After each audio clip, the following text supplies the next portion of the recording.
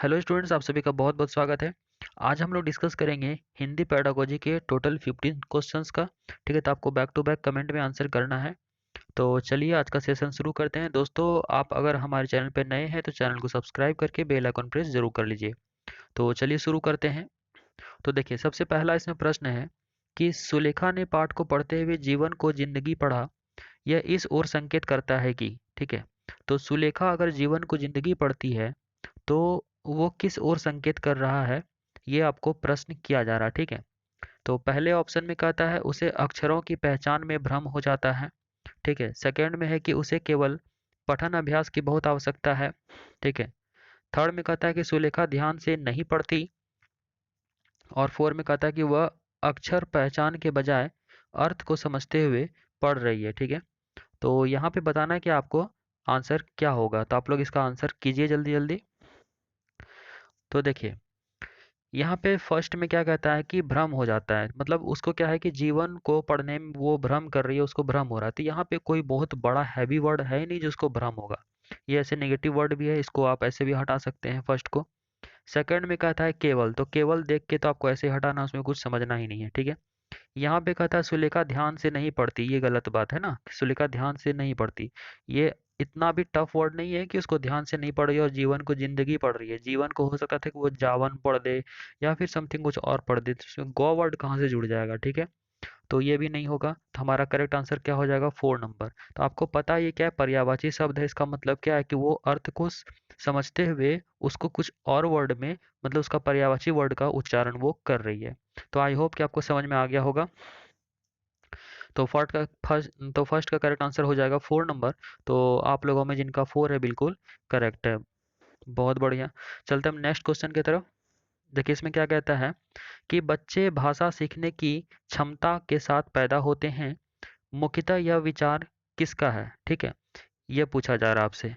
तो बच्चे भाषा सीखने के साथ पैदा होते हैं, ये आपसे क्वेश्चन पूछा जा रहा था, किसका है। तो वाइगोस्की का है, पावलोव का है, नोम चॉम्स्की का, या फिर जीन पियाजे का। ठीक है, बहुत इजी क्वेश्चन है। ठीक है, तो आप लोग बताइए इसका क्या आंसर होगा। बहुत अच्छा। तो देखिए इसका करेक्ट आंसर हो जाएगा नॉम चॉम्स्की, 3rd नंबर। ठीक है, तो चॉम्स्की ने एलएडी के बारे में बताया था, लैंग्वेज एक्विजिशन डिवाइस। ठीक है, मतलब बच्चों में क्या होता है कि ऑलरेडी एक ऐसा डिवाइस होता है जिसके साथ वो बच्चे पैदा होते हैं और वो भाषा को आसानी से सीख जाते हैं। ठीक है, तो आई होप कि आपको समझ में आ गया होगा। तो जिनका थर्ड है बिल्कुल करेक्ट। अब हम लोग चलते हैं नेक्स्ट क्वेश्चन की तरफ।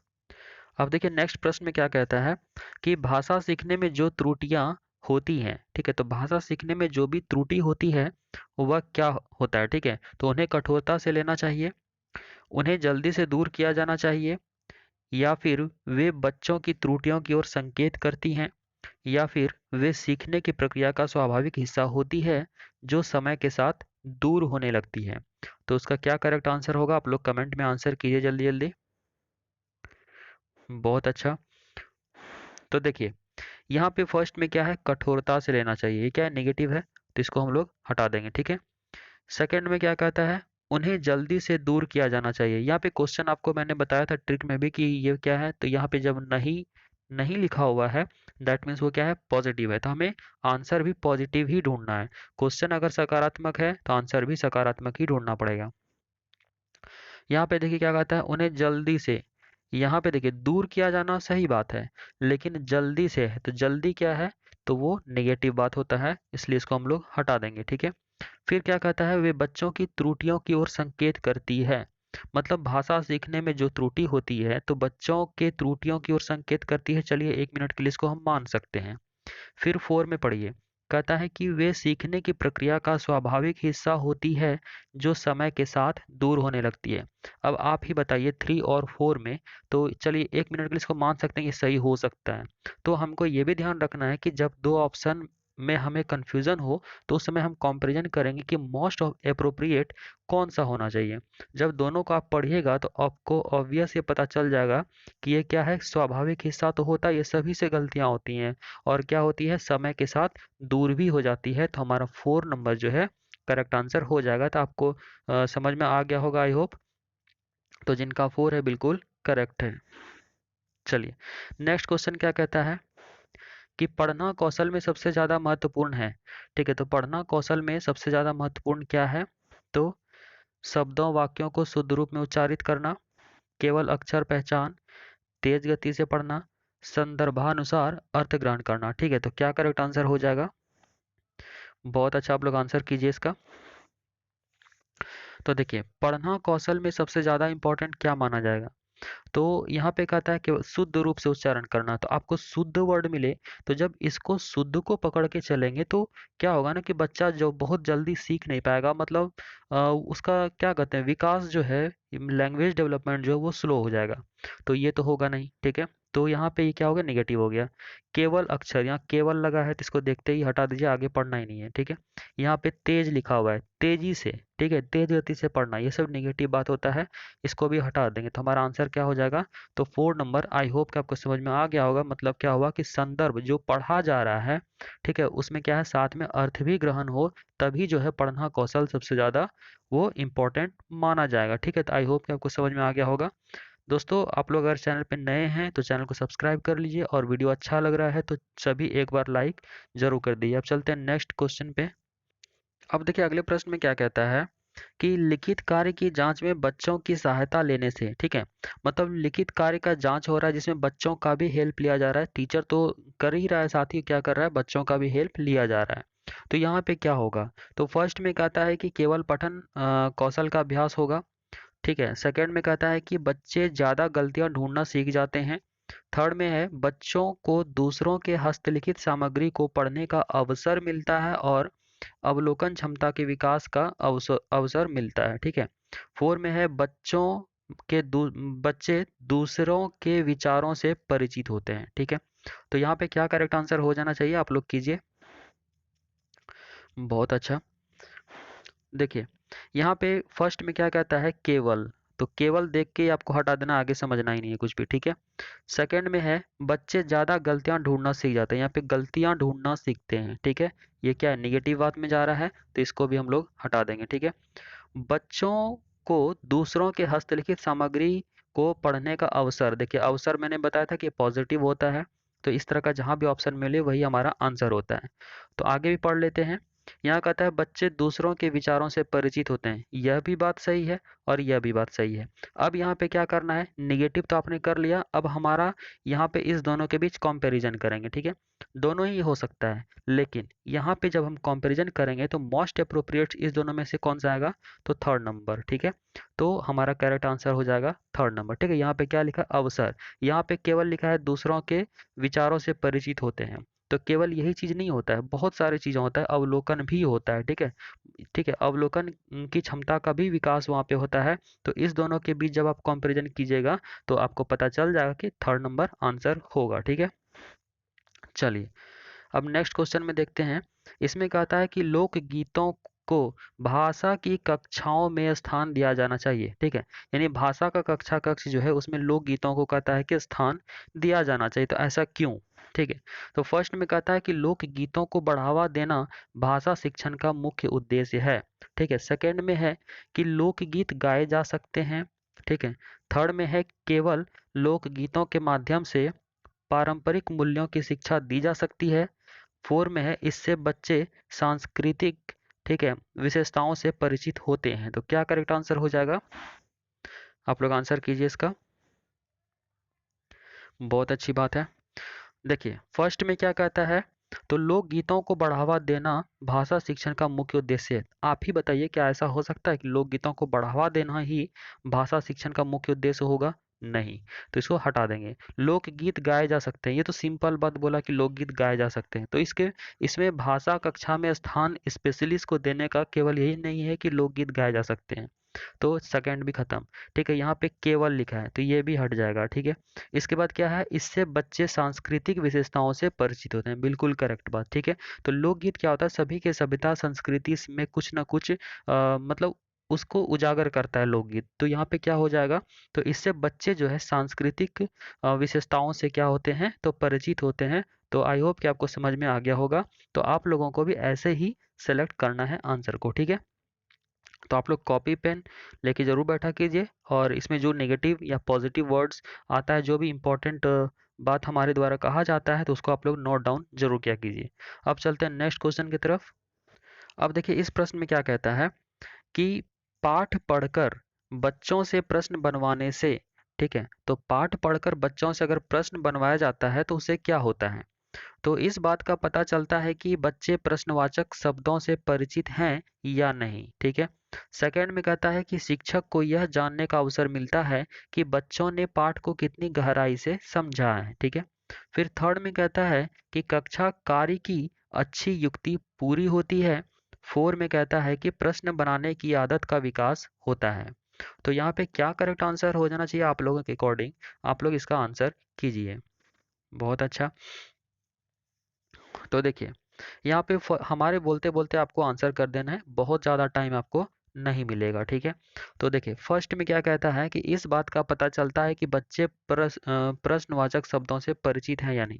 तो आप ही खुद बताइए कि प्रश्नवाचक शब्दों से परिचित होने के लिए केवल ये प्रश्न मतलब पाठ के बाद जो है बनवाया जाएगा, ऐसा तो है नहीं, ठीक है। तो परिचित है या नहीं, तो यहाँ से पढ़ने से आपको अंदाजा लग जाए कि ये क्या बोल रहा है। तो नेगेटिव या एक लिमिट कर दे रहा है यार, ठीक है, प्रश्नवाचक शब्दों से केवल परिचित करवा रहा है। तो ये क्या है, तो नेगेटिव बात हो गया। उसके बाद क्या है, शिक्षक को यह जानने का अवसर मिलता है कि बच्चों ने पाठ को कितनी गहराई से समझा है। तो आपको मैंने बताया था कि अवसर जहां भी मिले वो हमारा डायरेक्टली आंसर होता है।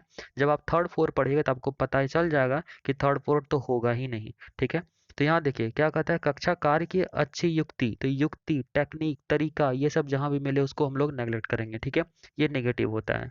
प्रश्न बनाने की आदत का विकास होता है, प्रश्न बनाने का हैबिट करेंगे, ठीक है। ये तो मतलब पाठ का उद्देश्य नहीं होगा, ठीक है। तो पाठ का मेन उद्देश्य क्या होगा कि मतलब प्रश्न का क्या उद्देश्य होगा, तो शिक्षक को यह जानने का अवसर मिलता है कि बच्चों ने पाठ को कितनी गहराई से समझा है।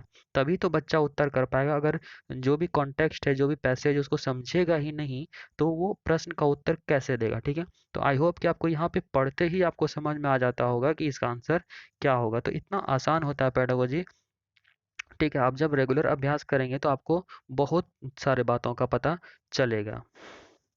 चलिए नेक्स्ट क्वेश्चन देखते हैं। इसमें क्या कहता है कि किसी भाषा कक्षा में कहानी कथन की आवश्यकता के संदर्भ में कौन सा तर्क उचित नहीं है, ठीक है।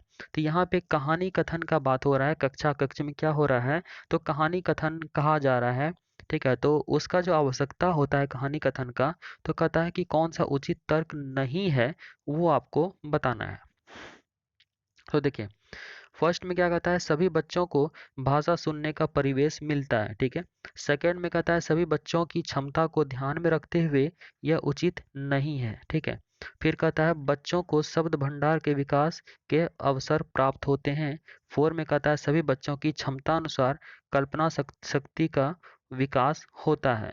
तो क्या करेक्ट होगा, आप लोग आंसर कीजिए इसका, आप लोग इसका आंसर कीजिए। तो देखिए इसमें करेक्ट आंसर क्या होगा, तो फर्स्ट में कहता है कि सभी बच्चों को भाषा सुनने का परिवेश मिलता है, यह बात सही है, ठीक है। सेकंड में कहता है कि सभी बच्चों की, यहाँ पे लेकिन नहीं लिखा है तो आपको नेगेटिव बात ही ढूंढना है, मतलब कि जो कि पॉसिबल नहीं है, उचित नहीं है, ठीक है। तो सभी बच्चों की क्षमता को ध्यान में रखते हुए यह उचित नहीं है, ठीक है। तो सभी बच्चों का अगर क्षमता का ध्यान रखें, क्योंकि बहुत कोई किसी को सुनने में भी प्रॉब्लम होता है, तो यह उचित नहीं है, तो ये भी सही है, ठीक है, ये भी सही है। उसके बाद है बच्चों को शब्द भंडार के विकास के अवसर प्राप्त होते हैं, तो शब्द भंडार का भी तो होता ही है, ठीक है। तो फर्स्ट भी सही है, सेकंड भी सही है, थर्ड भी सही है, ठीक है। इसमें कहता है कि सभी बच्चों, यहाँ क्या लिखा हुआ है, सभी, ऑल, ठीक है, सभी बच्चों की क्षमता अनुसार कल्पना शक्ति का विकास होता है। तो यहाँ पे जब कहानी कथन कहेगा तो सभी के लिए एक जैसा कहेगा, ठीक है। तो सभी बच्चों का क्षमता अनुसार कल्पना शक्ति का विकास नहीं हो सकता है, ठीक है, क्योंकि इंडिविजुअल डिफरेंसेस क्लास में होता है। तो सभी बच्चों की क्षमता के अनुसार पढ़ाने का जो टेक्निक होता है, जो मेथड होता है, ठीक है, तो वो अलग अलग अपनाया जाता है। तो इसमें क्या हो जाएगा, 4 नंबर, जो कि उचित नहीं है, ठीक है। तो आई होप कि समझ में आ गया होगा। तो आपको इसी तरह से लॉजिक लगाना है, ठीक है, और इसी तरह से आपको आंसर भी करना है। अब चलते हैं नेक्स्ट क्वेश्चन की तरफ। अब देखिए इस प्रश्न में क्या कहता है कि भाषा शिक्षण के संदर्भ में कौन सा कथन सही नहीं है, ठीक है। तो यहाँ पे नहीं है, तो आपको जो नहीं वाला होगा, नेगेटिव होगा, वो आपको बताना है। तो पहले में कहता है कि भाषा अर्जन और भाषा अधिगम में अंतर होता है, तो बिल्कुल करेक्ट बात कि भाषा अर्जन और भाषा अधिगम दोनों डिफरेंट चीज है। सेकंड में कहता है कि भाषा शिक्षण में केवल भाषाई शुद्धता पर ही अधिक बल रहता है। ठीक है। फिर थर्ड में कहता है कि भाषा सीखने में अन्य विषयों का अध्ययन अध्यापन सहायक होता है। ठीक है। फिर फोर में कहता है कि समृद्ध भाषा परिवेश भाषा अर्जित करने में सहायक होता है। तो यहाँ पे कौन सा नहीं है, निगेटिव होगा, तो वो आपको यहाँ पे फाइंड करना है। ठीक है, तो आप लोग आंसर कीजिए इसका। बहुत अच्छा।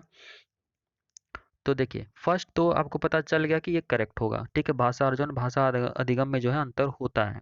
तो भाषा अर्जन क्या होता है, जो कि ऑटोमेटिकली बच्चा एक परिवेश में सीखता है, और भाषा अधिगम क्या होता है, इसके लिए मतलब कुछ न कुछ नियमों को सीखते हैं, उसके बाद हम भाषा को, इसके लिए एक इन्वायरमेंट क्रिएट करना पड़ता है भाषा अधिगम के लिए। इसके लिए ग्रामेटिकल रूल्स को सीखना पड़ता है। ठीक है, तो भाषा अर्जन ऑटोमेटिक होता है, सहज होता है, और भाषा अधिगम सहज नहीं होता है। इसके लिए एक इन्वायरमेंट यानी कि फॉर्मल सिचुएशन को क्रिएट करना पड़ता है। इसके लिए इनफॉर्मल सिचुएशन में हम लोग लेते हैं, जैसे कि मातृभाषा जो हमारा होता है वो क्या होता है, भाषा अर्जन होता है। ठीक है, अगर आपका सेकंड लैंग्वेज आप गेन कर रहे हैं तो वो क्या है, भाषा अधिगम होता है। ठीक है, तो आई होप कि ये दोनों टर्म समझ में आ गया होगा।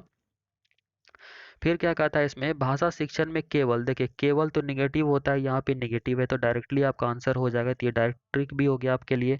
ठीक है। थर्ड में क्या कहता है, भाषा सीखने में अन्य विषयों का अध्ययन अध्यापन जो है सहायक होता है, तो सही बात है।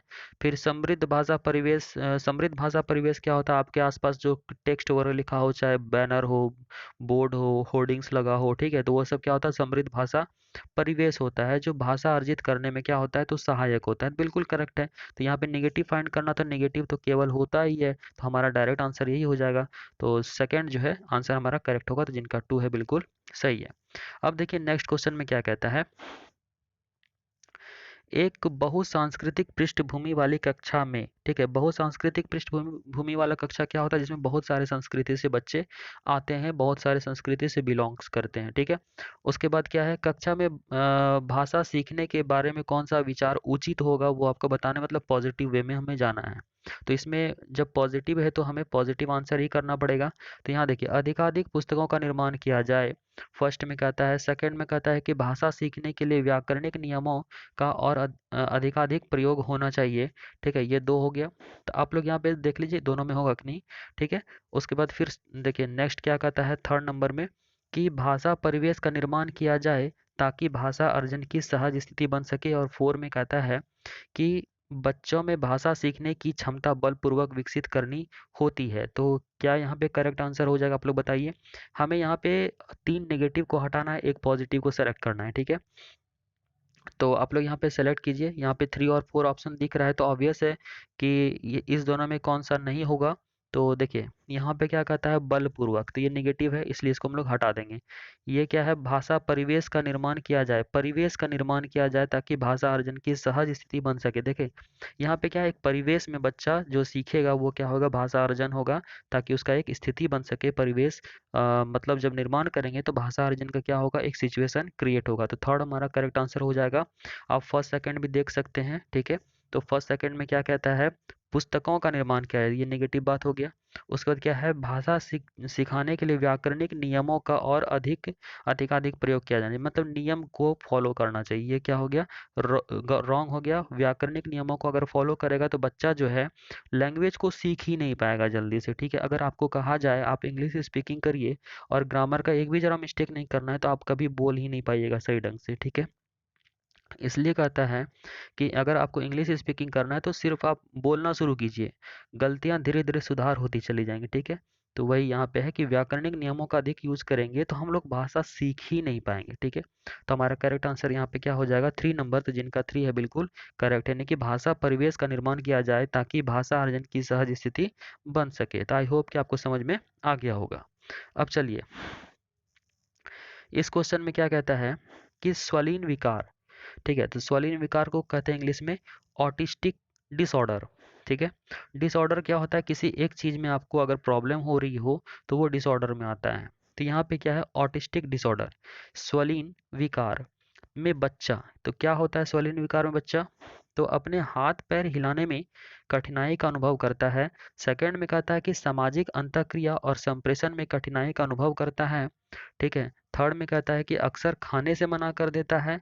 और फोर में कहता है कि अपने ही कार्यों में लीन रहता है। ठीक है, यानी सेल्फ सेंट्रिक होता है, अपने ही कार्यों में वो मगन रहता है। तो क्या करेक्ट आंसर हो जाएगा? दोस्तों आप लोग एक बार वीडियो को लाइक ज़रूर कर दीजिए, सभी जितने भी देख रहे हैं। अगर अच्छा लग रहा है अपने दोस्तों में कम से कम शेयर कर दीजिए, ठीक है? आप लोग जितना शेयर करेंगे, जितना व्यूज़ आएगा, हम उतने ही मोटिवेट होंगे और आपके लिए अच्छे अच्छे क्वेश्चंस, अच्छे अच्छे ट्रिक भी लाएंगे, ठीक है? चलिए, इसका क्या आंसर होगा?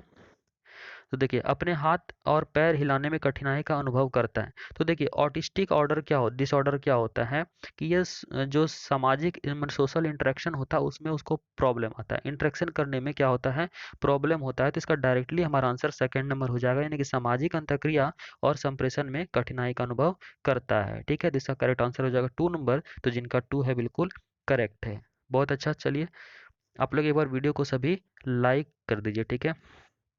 और अगर आप चैनल पे नए हैं तो चैनल को सब्सक्राइब करके बेल आइकन प्रेस ज़रूर कर लीजिए, ताकि रोज़ यहाँ पे टेस्ट या फिर जो भी इम्पोर्टेंट क्लासेस हैं वो होते रहता है। चलिए अब नेक्स्ट क्वेश्चन पे। अब देखिए, इस क्वेश्चन में क्या कहता है कि लिखना एवं पढ़ना सीखने के संदर्भ में कौन सा कथन सबसे उपयुक्त है, ठीक है? तो लिखना और पढ़ना में सबसे उपयुक्त कौन होगा, ठीक है? राइटिंग और रीडिंग में वो आपको बताना है। तो फर्स्ट में कहता है कि पढ़ना सीखने की तुलना में लिखना सीखना जटिल है, ठीक है? फिर सेकंड में कहता है कि लिखना सीखने की तुलना में पढ़ना सीखना जटिल है। फिर थर्ड में कहता है दोनों कौशल एक एक करके सीखे जाते हैं। फोर में कहता है लिखना और पढ़ना सीखना समान रूप से अंतर संबंधित है। तो यहाँ पे क्या करेक्ट आंसर हो जाएगा, आप लोग आंसर कीजिए। बहुत अच्छा। तो देखिए, यहाँ पे जब आप फर्स्ट और सेकंड में देखेंगे तुलना हो रहा है, तो आपको तुलना देख के ही इसे हटाना है, ठीक है? ज़्यादा इसमें कुछ समझने का ज़रूरत है ही नहीं। थर्ड में क्या कहता है, दोनों कौशल एक एक करके सीखे जाते हैं। बहुत अच्छी बात है, एक एक करके सीखे ही जाते हैं, क्योंकि LSRW के बारे में आपने सुना है। लिसनिंग होता है, स्पीकिंग होता है, रीडिंग होता है, फिर राइटिंग होता है। पहले लिसनिंग करेगा, फिर स्पीकिंग करेगा, फिर राइटिंग करेगा, रीडिंग करेगा, फिर वो क्या करेगा, राइटिंग करेगा। तो ये क्या होता है, बैक टू बैक होता है। ये लैंग्वेज स्किल 1 हो गया, ये 2 हो गया, ये 3 हो गया और ये 4 हो गया, ठीक है? तो इस तरह से एक एक करके सीखा जाता है। फिर 4 में कहता है लिखना और पढ़ना सीखना समान रूप से अंतर संबंधित है। देखिए, अगर यहाँ पे समान नहीं रहता तब ये करेक्ट हो जाता है, नहीं लिखना पढ़ना अंतर संबंधित होते हैं तब ये करेक्ट होता है, लेकिन समान जो इसको नेगेटिव बनाता है इसलिए ये नहीं होगा। तो यहाँ पे थर्ड नंबर इसका आंसर हो जाएगा, ठीक है? तो आई होप कि आपको समझ में आ गया होगा। अब चलते हैं 30 नंबर क्वेश्चन में। इसमें कहता है द्वितीय भाषा सीखने के संदर्भ में सबसे कम महत्वपूर्ण है। तो यहाँ पे लेस इंपॉर्टेंट कौन सा है वो आपको बताना है, ठीक है? तो सेकेंड लैंग्वेज सीखने में लेस इंपॉर्टेंट कौन सा इसमें माना जाएगा वो आपको आंसर करना है। तो फर्स्ट में कहता है कि अभिभावक से प्राप्त प्रोत्साहन, ठीक है? सेकेंड में कहता है भाषा की परीक्षा। थर्ड में कहता है अभिवृत्ति, यानी कि इसको कि कॉन्सेप्ट कहते हैं आप, ठीक है? कॉन्सेप्ट, ठीक है, अभिवृत्ति। फिर 4 में कहता है शिक्षक का रवैया, ठीक है? तो यहाँ पे क्या करेक्ट होगा आप लोग आंसर करना है। तो यहाँ देखिए, कम महत्वपूर्ण, लेस इंपॉर्टेंट, इंपॉर्टेंट सभी है, लेकिन लेस इंपॉर्टेंट कौन सा होगा सेकंड लैंग्वेज सीखने में, वो आपको आंसर करना है, ठीक है? तो बताइए फर्स्ट सेकंड थर्ड फोर में क्या आंसर हो जाएगा? बहुत अच्छा। तो देखिए, भाषा का यहाँ पे अभिभावक से प्राप्त प्रोत्साहन, यही इसका आंसर हो जाएगा। ये लेस इंपॉर्टेंट इसमें माना जाएगा, ठीक है? क्योंकि बच्चा जब इंटरनली मोटिवेट नहीं होगा तो अभिभावक से प्राप्त प्रोत्साहन, यानी कि एक्सटर्नली अगर वो मोटिवेट होगा बाहरी रूप से, तो वो ज़्यादा देर नहीं टिक सकेगा। और यहाँ पे कहता है भाषा परीक्षा, तो लैंग्वेज का अगर एग्जामिनेशन होगा, मूल्यांकन होगा, इवेल्यूशन होगा, तो वो क्या होता है, उसके इंप्रूवमेंट के लिए होता है। अधिगम के लिए मूल्यांकन और अधिगम का मूल्यांकन। तो अधिगम के लिए मूल्यांकन क्या होता है, बीच बीच में जो एग्जाम होता है वो अधिगम के लिए होता है, और लास्ट में जो एग्जाम होता है वो कहता है अधिगम होता है, अधिगम का मूल्यांकन, ठीक है? अधिगम का मूल्यांकन में क्या होता है, एक कक्षा से दूसरे कक्षा में जाता है, और अधिगम के लिए मूल्यांकन में क्या होता है कि वो जो एक चैप्टर से दूसरे चैप्टर में जो जाता है तो वो देखता है कि पिछले चैप्टर में उसका अंडरस्टैंडिंग कितना ग्रो हुआ है, या उसमें अगर कोई प्रॉब्लम है तो उसको फिर से वो सुधार करता है, ठीक है? तो सुधार के लिए अधिगम के लिए मूल्यांकन होता है, ठीक है? उसके बाद यहाँ देखिए, अभिवृत्ति यानी कॉन्सेप्ट, अगर भाषा सीखने के संदर्भ में कॉन्सेप्ट्स भी आपका बहुत बड़ा रोल करता है। शिक्षक का रवैया, अगर शिक्षक का रवैया ही सही नहीं होगा तो भाषा सीखने में ये बहुत इफेक्टिव, मतलब बहुत इफेक्ट करेगा इसको, ठीक है? तो लेस इंपॉर्टेंट क्या होगा, तो अभिभावक से प्राप्त प्रोत्साहन, क्योंकि इंटरनली मोटिवेट होना चाहिए बच्चे, ठीक है? तो यहाँ पे करेक्ट आंसर हो जाएगा फर्स्ट नंबर। यहाँ पे लेस इंपॉर्टेंट ढूंढना था, तो लेस इंपॉर्टेंट हमारा क्या हो जाएगा, तो फर्स्ट नंबर। चलते हैं नेक्स्ट क्वेश्चन। चलिए नेक्स्ट क्वेश्चन में क्या कहता है कि भाषा शिक्षण का संप्रेषण परक उपागम। ठीक है, तो उपागम क्या होता है? अप्रोच होता है। ठीक है, इंग्लिश में कहते हैं इसको अप्रोच। तो यहाँ पे संप्रेषण परक उपागम क्या होगा? तो फर्स्ट में कहता है संप्रेषण होता है एक दूसरे से जो भी होता है बातचीत करना। ठीक है, तो यहाँ पे देखिए फर्स्ट में क्या कहता है, भाषिक संरचनाओं को जानकारी पर बल देता है। ठीक है, तो जो स्ट्रक्चर होता है उसी पर ये फोकस करता है। सेकंड में कहता है संदर्भ में भाषा प्रयोग की कुशलता पर बल देता है। ठीक है, तो भाषा शिक्षण जो होगा वो क्या होगा? तो भाषा प्रयोग की कुशलता पर बल देगा। या फिर थर्ड में कहता है कि मातृभाषा प्रयोग का निषेध करता है। फोर में कहता है बोलना कौशल पर बल देता है। तो क्या करेक्ट आंसर हो जाएगा? आप लोग आंसर कीजिए इसका। तो देखिए फर्स्ट में क्या कहता है, भाषिक संरचना, ये केवल यहाँ स्ट्रक्चर, यानी भाषा शिक्षण का केवल भाषा का स्ट्रक्चर ही होता है? नहीं, तो इस पर केवल होगा नहीं। सेकंड में कहता है कि संदर्भ में भाषा प्रयोग की कुशलता पर बल देता है, यानी कि भाषा शिक्षण जो हो रहा है तो उस रिगार्डिंग में उसके संदर्भ में भाषा का प्रयोग हो रहा है। ठीक है, तो भाषा प्रयोग का कुशलता पर बल दिया जा रहा है, तो ये हमारा आंसर हो सकता है। थर्ड में क्या कहता है, मातृभाषा प्रयोग का निषेध, यहाँ निषेध है, इसको देखते ही हटा दीजिए। बोलना कौशल पर बल देता है, यहाँ केवल बोलना है। तो भाषा शिक्षण जब भी होता है वो चार चीज होता है, लिसनिंग होता है, स्पीकिंग होता है, रीडिंग होता है और फिर राइटिंग होता है, केवल बोलना नहीं होता है। तो हमारा करेक्ट आंसर क्या हो जाएगा? सेकंड नंबर, यानी कि संदर्भ में भाषा प्रयोग, यहाँ प्रयोग जो है ये पॉजिटिव इसको बना रहा है, तो हमारा करेक्ट आंसर क्या हो जाएगा? तो सेकंड नंबर। ठीक है, तो इसी तरह से आपको भी एनालाइज करना है और आंसर करना है। ठीक है, चलिए ये लास्ट क्वेश्चन है। कहता है कि भाषा शिक्षण की कौन सी विधि मातृभाषा को मध्यस्थ बनाए बिना दूसरी भाषा को सिखाने पर बल देती है? मतलब कौन सा मेथड है, ठीक है, आपको बताना है, जो कि मातृभाषा को उसमें मीडिएटर नहीं बनाया जाता है और दूसरा लैंग्वेज को सिखाया जा सकता है। तो कौन सा होगा आप लोग बताइए? द्विभाषी विधि होगा, अनुवाद विधि होगा, या फिर व्याकरण एवं अनुवाद विधि होगा, या फिर प्रत्यक्ष मेथड होगा, डायरेक्ट मेथड होगा। ठीक है, तो क्या हो जाएगा यहाँ पे? आप लोग आंसर कीजिए। बहुत अच्छा।